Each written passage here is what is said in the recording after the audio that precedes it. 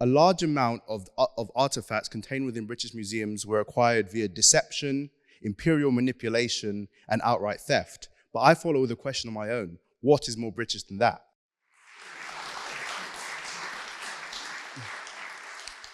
First of all, Mr. President, I cannot thank you enough for giving me the opportunity to speak in this chamber in front of so many members and on such an important topic. You've proven yourself to be truly infallible and incapable of error. Whatever your detractors say about you, I'm sure it's false now. After it became known I was presenting this speech, a lot of people asked me essentially the same question. Why? Why am I speaking on this side? Why am I defending the indefensible? Why have I discarded my morals? Bold of you to assume I had any, but this is usually followed by an attempt to give me a history lesson on the Inquisitor's favorite contested artifact in the British museums in the collection. In response, I simply state my true belief. A large amount of artifacts contained within British museums were acquired via deception, imperial manipulation, and outright theft. But I follow with a question of my own. What is more British than that?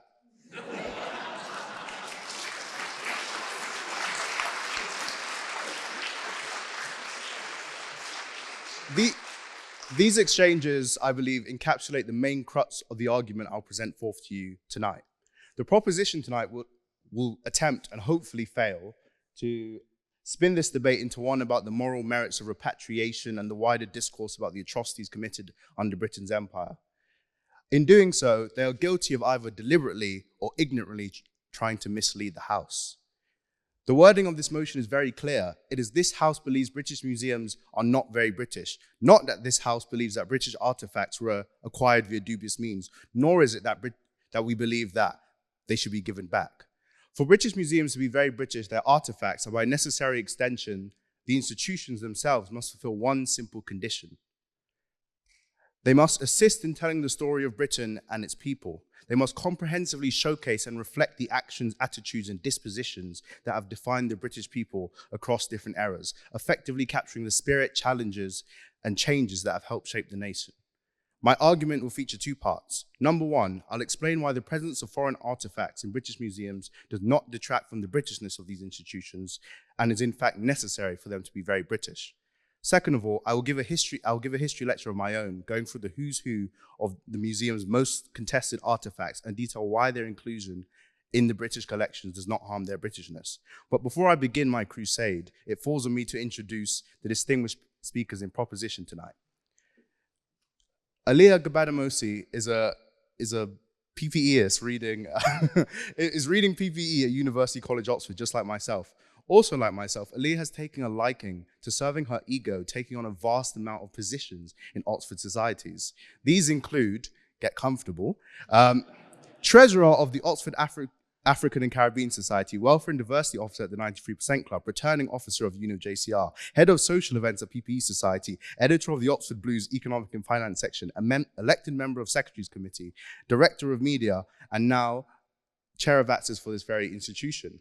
The similarities continue, however, as both me and Aliyah, though at different times, have both run to be elected members of Standing Committee. However, this is where the similarities end, as Aliyah was ultimately unsuccessful in her run.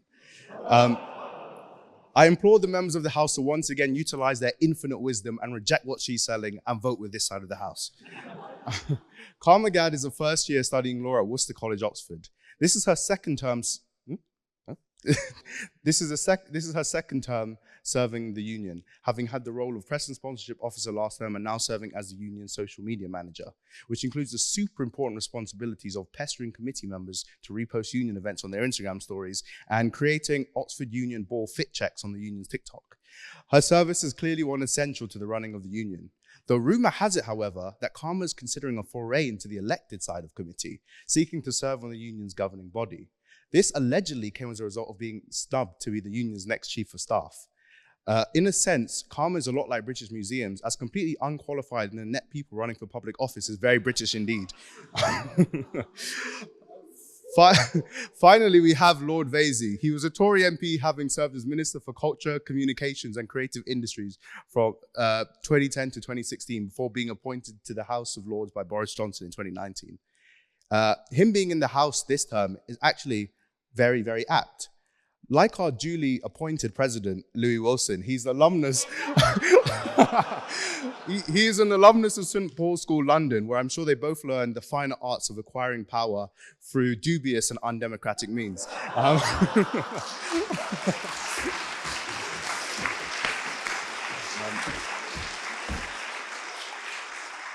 He also once sat in the very same chair as Izzy, serving as Librarian of the Union in 1988. His fondness for fine furniture might give some background into why in 2009 he spent £2,000 of taxpayers' money on furnishing his second home in Oxfordshire, which included a £500 chair, which I'd like to believe was modelled after the one just there. And finally, just like our dear treasurer, Robert McGlone, he was allegedly a prominent member of the Oxford University Conservative Association, and so probably also never felt the touch of a woman during his time here.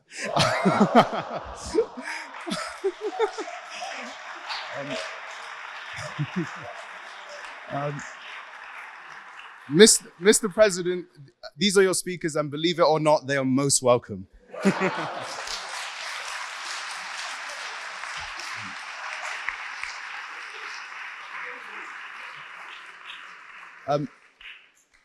Earlier in the debate, Aaliyah brought up a statistic, something around 80% of the British Museum featuring artifacts from outside of the UK. Well, I'll give you another statistic, 23%. That's the percentage, that's the proportion of the world in terms of population that was under the control of the British in 1913. And here's another percentage, 24%. That's the percentage of the world's surface area that was owned by the British. And finally, 89%. That's the percentage of the 193 UN member states that have some point or another been invaded by, controlled by, or otherwise battled with British forces. From Mumbai to Massachusetts, from Tasmania to Trinidad, from Cape to Cairo, Britain has left an indelible mark on the world. Putting the Union Jack down wherever we please and asking the natives to do something about it was part and parcel of British foreign policy over the last few centuries. This legacy underscores Britain's persistent and pervasive influence globally. Today, Britain consistently ranks in the top tier of global soft power indices, reflecting our ability to influence others through attraction and persuasion rather than simply coercion. This is not a judgment of the morality of Britain's historical record, however. Indeed, that is beyond the scope of this debate. This is about recognizing and highlighting how integral internationalism is to our identity. Though I must come back to a point I made in the opening statements of my speech. What I'm not arguing is that these artifacts are better placed in British museums in comparison to museums where the objects were initially, in countries where these objects were initially found. That is a different debate entirely. I'm simply asserting that it would be strange for British museums to exclude relics from our global interactions. Such artifacts are extraordinarily helpful in telling the comprehensive story of Britain, warts and all. Their inclusion does not detract from the Britishness of our museums, rather it exemplifies it. A British museum devoid of references to our global interactions would in fact be very un-British indeed. The British Museum in London describes itself as a library of the world. Britain was and remains a truly worldwide nation.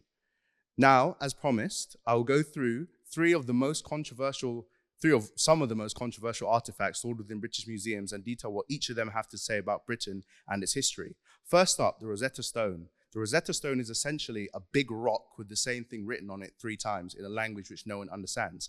I think this highlights a key characteristic of the British people, monolingualism. No.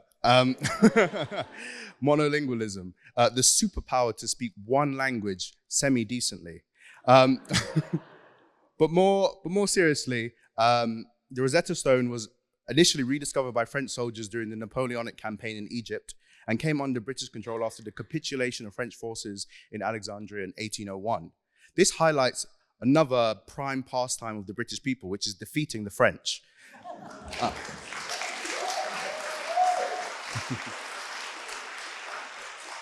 Next up, we have the Elgin marbles, which are a collection of ancient Greek sculptures. The name Elgin marbles alone is enough evidence for its Britishness. From this, it's apparent.